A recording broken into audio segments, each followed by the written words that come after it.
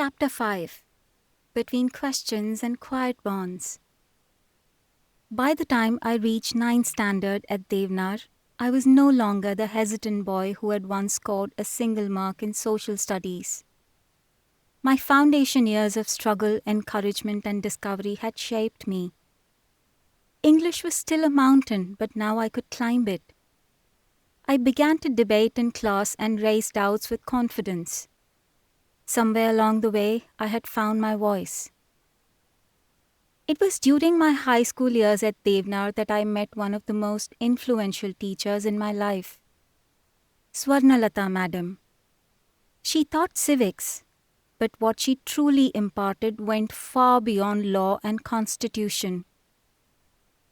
Her classes were alive with questions, laughter, and healthy arguments. She didn't want us to memorize. She wanted us to think. Her presence commanded both respect and warmth. She had a way of turning silence into curiosity, making even reluctant students speak. By then, my questions had begun to stretch beyond textbooks. I found myself drawn to discussions on women's rights, dowry, social inequality, and fairness within society. These were the topics that I did not fully understand, but they troubled me deeply. At that age itself, I started to feel that dignity and equality should not be selective. Every lesson began not with a definition, but a question. She asked one afternoon, "What is democracy?" Voices around me rose. One boy said, "Government by the people," and another said, "Rule of the people." It was my turn when my fingers rested on the braille paper. I then said, "Madam, if democracy means equality, why are children like us still denied admission to schools and colleges? And why do women still have to fight for basic respect inside their homes?" The room turned silent. Swarnalatha madam chuckled and replied, "Nagababu, you always turn my class into a debate. That's good. Never stop questioning." Her words echoed in me long after that day. In her class, I wasn't just another student memorizing lines. I was someone whose thoughts mattered. Through her lessons, I discovered that the right questions could open more doors than the right answer. Swarnalatha madam was more than a teacher. She was a catalyst. She taught me that questioning was not rebellious, it was awareness. She encouraged me to speak, analyze, and challenge injustice. And more importantly, to believe that my words had power. That belief shaped the person I became, one who could articulate his thoughts, defend his rights, and lead with conviction. Later, during my ECET and engineering admissions, it was her husband's, Mr. Gunashekhar's guidance that became my anchor. His moral, intellectual, and financial support kept me moving when the path ahead seemed uncertain. He reminded me that equality is never granted. It must be earned with courage and persistence. Together, Swarnalatha madam and Mr. Gunashekhar didn't just teach me lessons. They made me strong for the future. One gave me the courage to question, and the other gave me the strength to act. And both gave me a purpose that continues to guide me even today. As I entered 10th standard, life tested me again. On the first morning of my board exams, I received a call at the hostel phone. It was from my father. His voice subdued. "Your grandfather is not well," he said. "We are going to the village." I listened to him calmly and then walked into the exam hall. Those words still echo in my mind. For the next several days, I wrote my papers convincing myself he would recover. I imagined him waiting in our hometown and blessing me from afar. After the last paper, we had a farewell party. laughter, songs, and speeches about the future. I joined the party, pretending to feel the excitement of a boy who had completed school.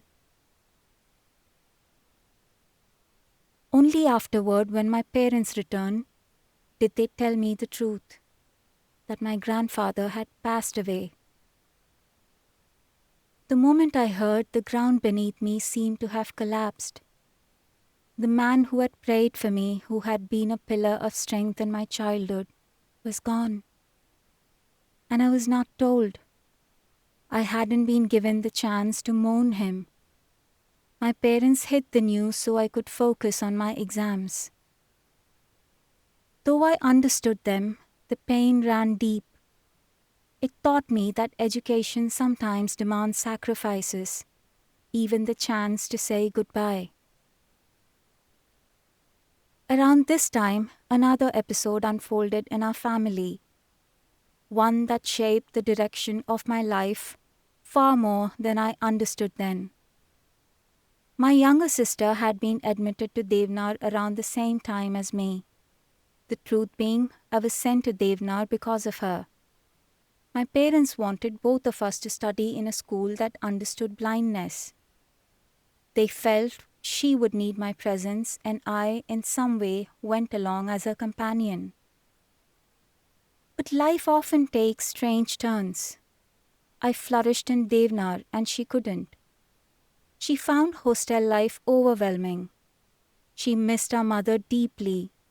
The routine, the unfamiliar faces, the emotional distance, everything weighed heavily on her. When she matured, the school called my mother urgently. My mother rushed and took her to her hometown for some time. Those days were filled with uncertainty. My mother torn between caring for her daughter and keeping my education moving. However, she completed her intermediate, which is 11th and 12th standard, in Royal Junior College. She soon stepped into the next phase of her life, marriage, responsibilities, and a quieter path. But even today, a truth lives inside me like a small silent weight. I rose because of her. I could move forward, but she could not. And I regret that till this day. She was a part of my turning points and in every milestone I achieved. But I couldn't help her much when she needed me. Some victories are bright, others carry shadows. Hers is the shadow that shaped my light. When my 10th standard board exams ended in March 2002, there was almost a month between the results and the next step. That waiting period was longer than the exams. In those days, results did not arrive with a click or a notification. The internet was raw, unreliable, and even expensive. There were no smartphones, no Wi-Fi accessible in homes, and cyber cafes charged by the minute for painfully slow speed. Most families didn't even consider checking results online. The real announcement came through newspapers. On the result day, people lined up early at newspaper shops, scanning long columns of hall ticket numbers printed in small size.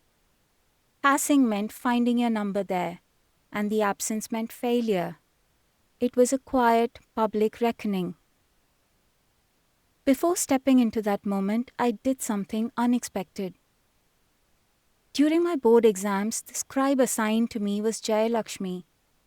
She was a 9th standard student from another school.